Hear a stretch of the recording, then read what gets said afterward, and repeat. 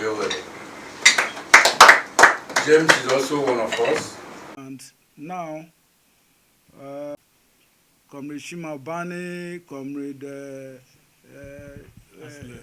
Anselm, Dureke, there are very many, a long list of our comrades that have fallen, and we want to observe a minute silence to respect them. A minute silence, please.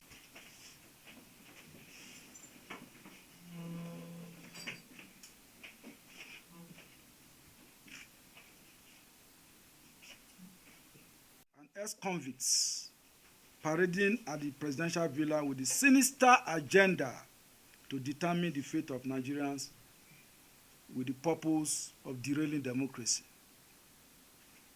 We titled this statement, "Beware of regrouping of corrupt politicians in Aso Rock. CLO warns Tinubu." Gentlemen of the press, on behalf of the board and members of the Civil Liberties Organization, CLO, welcome you to this press conference. We are all witnesses to how Nigeria, our very dear country, which holds so much promises, as a global leader at independence, on October 1, 1960, has been destroyed by successive leaders. The founding fathers of Nigeria from the north and south had great dreams, and they patriotically laid good foundation for a great country. The military forcefully took over power through a number of coups d'etats and began the process of the neutralization of Nigeria. Through determination and spilling of the blood of innocent citizens, the civil societies, the media, and other patriotic Nigerians were able to chase the military out of power, culminating in the historic return to civilian rule in 1999. However, within 24 years between then and now, the political class parading themselves as civilian leaders have brought the country to her knees through massive corruption and stealing of our common patrimony. Nigeria is now officially rated as the poverty capital of the world, one of the most corrupt countries, a safe haven for bandits and terrorists, a country with so much oil and gas resources but imports fuel, 4 moribund and dead refineries that got billions of dollars in turnaround maintenance, which is a conduit pipe for stealing public funds by every new government. Nigeria is now a comfortable environment and destination for all manners of criminal enterprise to thrive. The implication of poor and inept management of the country is supported by the recent report by the Debt Management Office, which disclosed that Nigeria's total foreign debt for the period ending March 31st, 2023, just recently, has risen to 49.85 trillion naira. That's approximately $108.30 billion from 46.26 trillion naira as at December 21st, 2022. Amidst these humiliating setbacks, the civilian rulers of Nigeria have perfected the act of impunity, where they regard the military-imposed constitution as a mere document that can only be obeyed by the poor. The CLO is appalled by the recent development in the country, where in June, a former governor of Delta State, indicted for corruption, led Governor Seyi Makinde of Oyo State and former Governor Nyesom Wike of Rivers State to visit President Bola Ahmed Tinubu in Aso Rock, presidential villa. Ibori, a member of the People's Democratic Party, was in office when Tinubu was governor of Lagos State between 1999 and 2007. And on July 12, former Governor Lucky Igbenedion of Edo State, who was also indicted for corruption but took advantage of a plea bargain to escape jail, was among more than 20 former governors, including Ibori, who visited Tinubu at the presidential villa. Apart from the few good ones among them, many of these governors who hid under an amorphous nom de guerre class of 99 were notorious for setting the template for the massive corruption in the country by fleecing their states and stashing the looted funds in foreign bank accounts. While briefing journalists on behalf of the class of '99, Igbenedion has said the visit was to assure Mr. Tinubu of their support and cooperation. According to him, we met the president as a colleague governor that laid the foundation of the current democracy in Nigeria in 1999, which has continued to be strengthened up to today.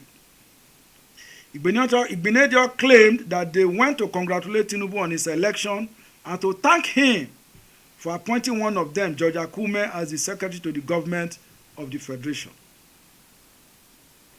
He further claimed that they spoke about security, electricity supply to Nigerians, which they said were key factors in the development of any economy, with Mr. Tinubu assuring them of the administration's preparedness to tackle the issues headlong. But like many Nigerians, we in the CLO are not deceived by the regrouping of these former governors who are now shedding crocodile tears over the state of anomy in the country. They had 8 years in office and some of them went to the Senate. What did they do? They continued in their old ways. And what manner of support would they be giving to Tinubu beyond an arrangement to accommodate them in the underdevelopment of the country? The case of James Ibori, a former governor of Delta State from 1999 to 2007, is more rankling.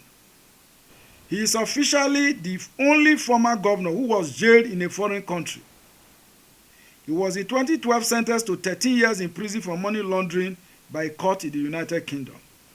Ibori fled Nigeria in April 2010 while answering to corruption charges, forcing the Economic and Financial Crimes Commission to enlist the help of the Interpol to apprehend him in Dubai, United Arab Emirates, and extradited him to the UK, where a case of massive corruption and money laundering had built up against him. He served only 4 years out of the 13-year sentence handed by the UK court and was released from jail in 2016.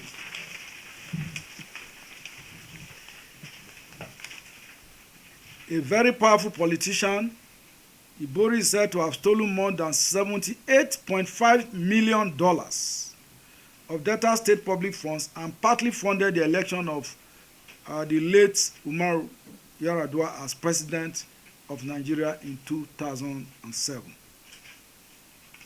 Ibori's influence in the Niger Delta and indeed Nigeria in general is said to still be strong, as persons seeking elective offices consult him for support as a result of his political networks and the depth of his pocket, courtesy of ill-gotten wealth. He was recently appointed as a patron of former Governors Forum in Nigeria, a position he now leverages to curry personal favors and manipulates political power in Nigeria. The CLO is urging Nigerians to keep vigil over our hard-won democracy, as the regular visits and hobnobbing of the former governors and corrupt politicians with Tinubu at the seat of power is a clear and present danger to efforts to rebuild our battered country.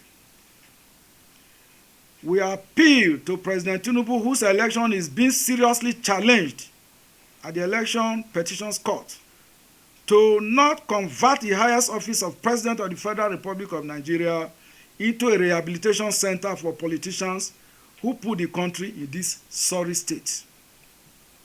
Indeed, most Nigerians would question the propriety of President Tinubu parading Ibori and other criminal politicians as good men at the highest seat of power in the country. The CLO, which led from the front in our collective quest and struggle for a just society, where citizens should be proud to call themselves Nigerians, is now drawing local and international attention to the regrouping of these questionable individuals who are mobilizing and are poised to determine the future of the country in accordance with their sordid standard and definition. Impoverished Nigerians who are currently reeling in pains and anguish from the so-called subsidy removal, multiple taxation, hike in electricity tariff, and other forms of neo-colonial slavery as a direct consequence of corruption must now quickly wake up from their slumber to find their lost voices. Collectively, Nigerians say no to blood-sucking groups of vampires who have left our wealthy country in ruins and transformed it into a vast killing field of innocent citizens. We call on all Nigerians to organize and mobilize to take back their country. For eternal vigilance is the price of liberty. Thank you for coming as we count on the media as our long-standing partners to join us in this long walk to freedom. Gentlemen of the press, as we were coming here this morning to address this press conference, that is why you don't find it as part of this statement. This inept, corruption-infested government of Bola Ahmed Tinubu has again increased fuel prices to 700 naira. Officially, at the NNPC pump price, it is 617 naira will land. But of course, you know the ripple effect, what that will mean. It is now 700 naira. Where does that leave Nigerians? 700 naira a liter of fuel, and I can tell you this morning that the prices are marching upwards. This is a man who promised palliatives. They got $800 million in further loans from the Bretton Woods and the World Bank, which they are now sharing among themselves. We all know that the National Assembly is cornering 70 billion of that amount for itself. 35 billion naira is going to the National Judicial Council. We in the CLO know that all of this is a well-designed conspiracy to compromise the judiciary. But Nigerians are no longer fools. We must now all get our loins to prepare to engage these politicians. They are not politicians, because I also know that politicians are people who are a group of leaders who have the interests of their people at heart. But what we have, by even the regrouping of the so-called class of 99 people, governors, when we have succeeded in chasing away the military, they regrouped and managed to seize the different political offices as governors of the 36 states of the Federation. What did we get in return? They stole all the resources across the states, apart from a few governors like Donald Duke. Just some of them, you can mention them with our fingertips. It does not matter whether a politician today is your father, your brother, or your uncle. If he's not patriotic, if he does not have the interests of Nigerians at heart, we must organize and mobilize against these people now, before it is too late for all of us. Nigeria cannot go the path of Sudan. We cannot go the path of Ukraine and Russia. We have a country that we call our own today. A small country like Seychelles is rejecting Nigerian passport holders. Why? Because we have lost it. We can no longer close our mouths and allow this band of few individuals to hold our country hostage. The time to rescue our country is now. If you have questions, we'll take it. Executive Director of the CLO is here. We have other senior members of the CLO seated here. At your media house. My name is Authority Newspaper. When you take back, how will Nigerians take back their country? Basically, that is the summary of your question. Well, it's a question for all of us. How are we going to take back our country?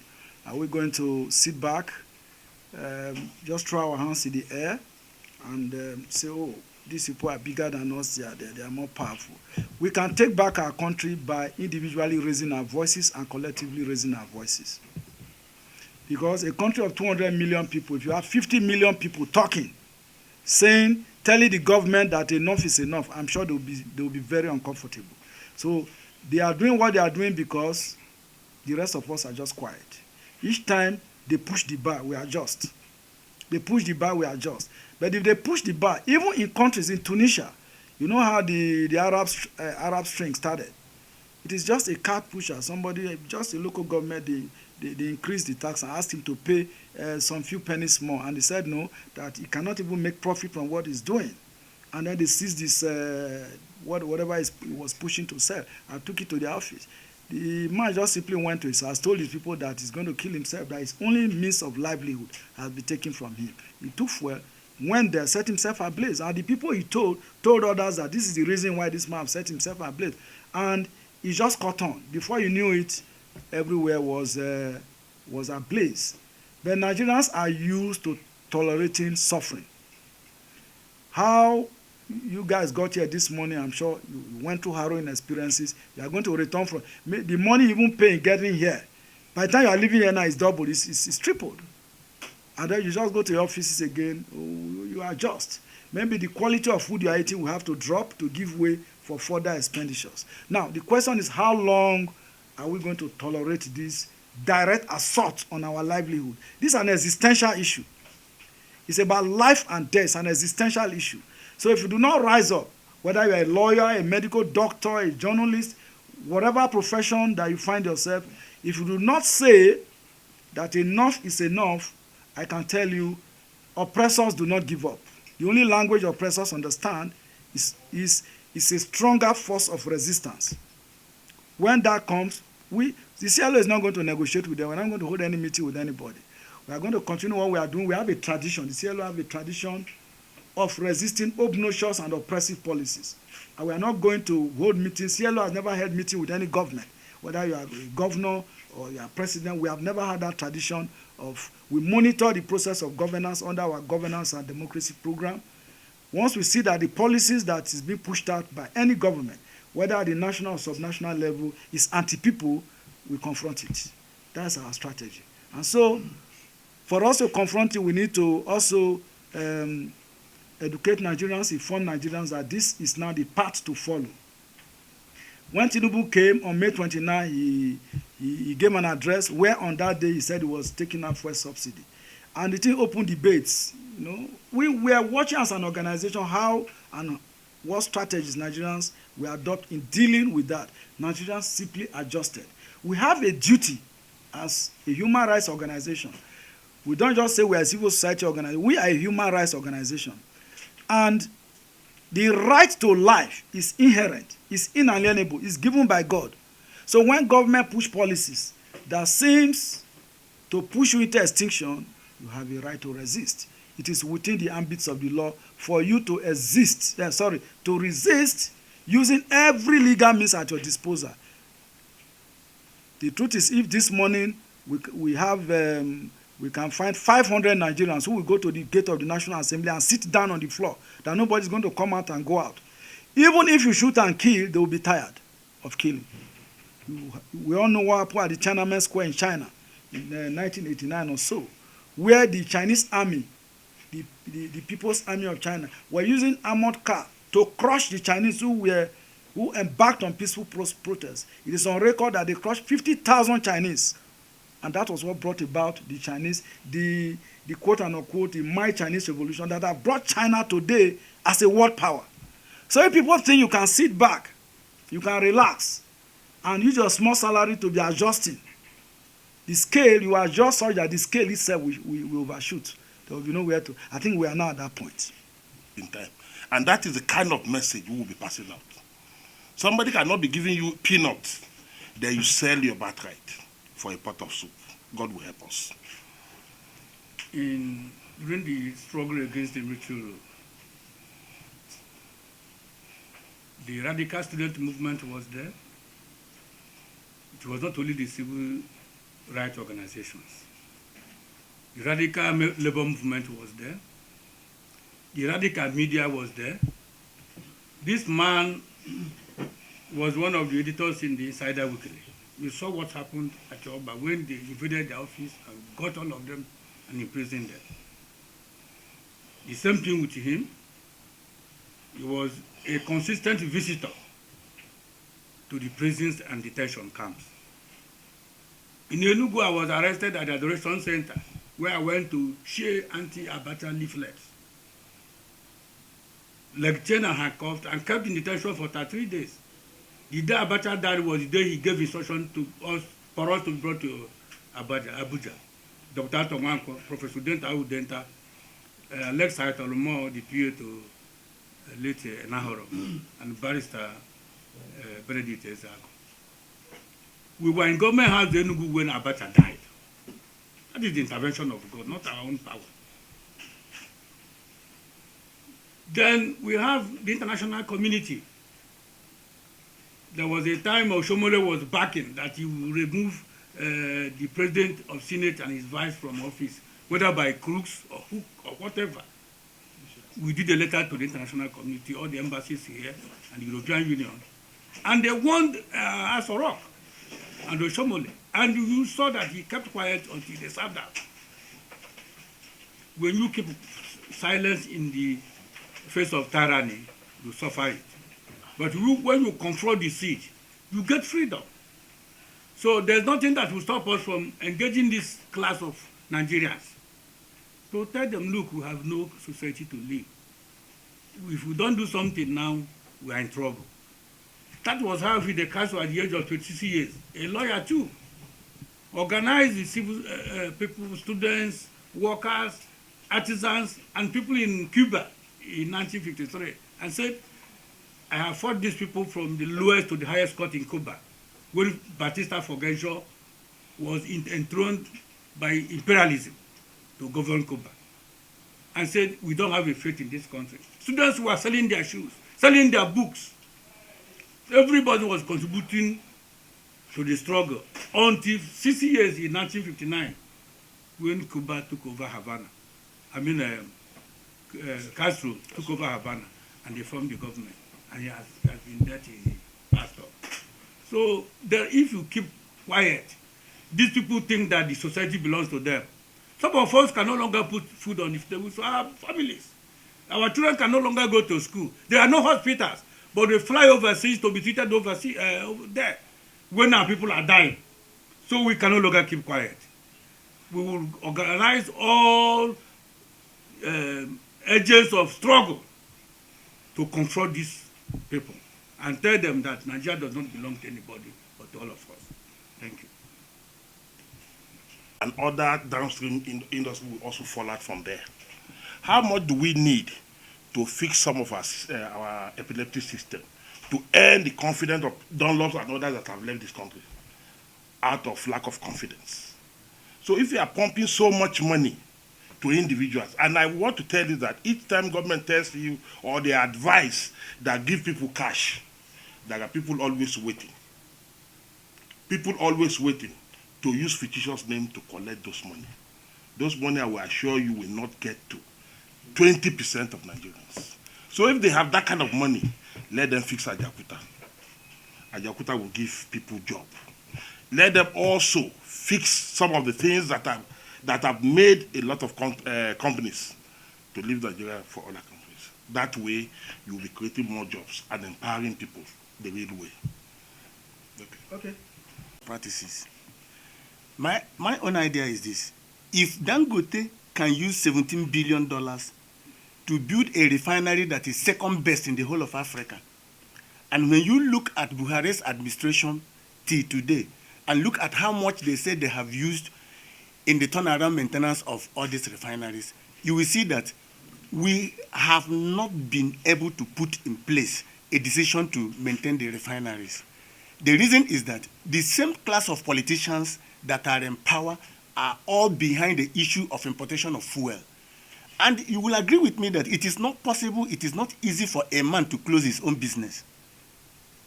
So they are just using the interest of Nigerians to run their firms. Dangote, an individual, built a refinery, one of the best in the whole of Africa, and one of the best in the whole of the world, with $17 billion. And the last administration spent not less than $24 billion in turnaround maintenance. You can see that there is no truth in what they are saying. And if Tinubu is telling you that he is now a saint, he wants to rebuild Nigeria, he is part and parcel of the government from 2015. The government, I want to tell Nigerians that the 2015 administration of Buhari has not ended. Buhari just went home and replaced himself with another figure in their class. The administration is still there running. Because if the administration is not running, I think what a good president should have done would have been to come up with a good measure, at least to say, Nigerians, you can go to sleep. Telling us 8,000 naira. We are all Nigerians. We know the cost of living in Nigeria. 8,000 naira in 6 months, they say they are going to pay. It's 48,000. No?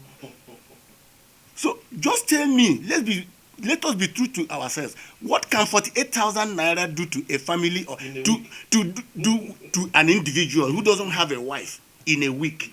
Not to talk of in 6 months. So all these things are diversionary policies that cannot help Nigerians. They are just doing it, playing on the intelligence of Nigerians, because people are keeping quiet. Like our statement says, vigilance must be applied. If we are moving forward, we must be vigilant. And CLO, we are now standing, asking Nigerians to come and join us, because we don't have any other place to call our country than Nigeria. We can't run to any other place. And if anybody is thinking that maybe what has been happening will continue to happen now, I want to advise the person that the person is dreaming, the person is sleeping. Let the person try and wake up, because it can be business as usual. Right. Thank you. So I think.